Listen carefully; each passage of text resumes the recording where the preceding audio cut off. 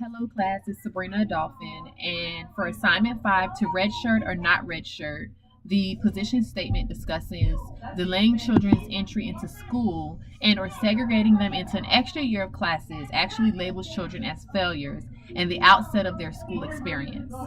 My position on this statement is that I don't see anything wrong with children being redshirted and being delayed entry into school, because just like administrators, teachers have certain things that they have to implement within the school year and are held to a certain standard of making sure that children know what they need to know before progressing or being promoted to the next grade level. However, what I will say needs to be taken into account is the relationship and the communication that we have with parents, setting meetings and discussing the child's progress and making sure that parents understand the tools that we're using to assess children and the standards, and consistently following up and making sure that we're providing every opportunity possible for children to learn in different ways, because sometimes it takes for another person to come in and tell a child something a different way opposed to what you've been doing all year. They pick up on it.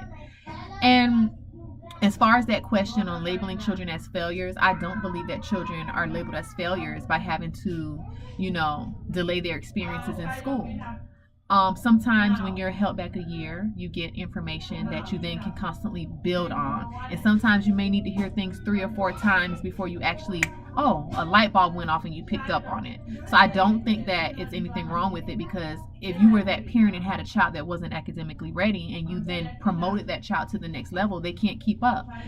Can't keep up. They don't understand cognitively. They don't have the skills or the sets needed to progress to the next level.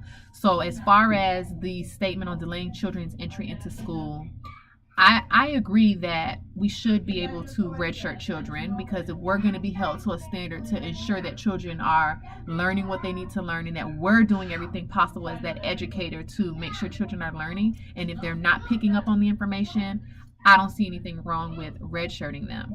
The role of the preschool teacher in determining this academically redshirted situation should be your documentation, because if you're having meetings with parents and you're providing different activities and things for children to learn in different ways and they're still not getting it, that's going to be your lifeline, your lifesaver, to say, well, you know what, I'm saying this because I have done this, the beginning of the school year, the fall semester, and I then provided this child with this opportunity in the spring and produced information this way, and they still just weren't quite there.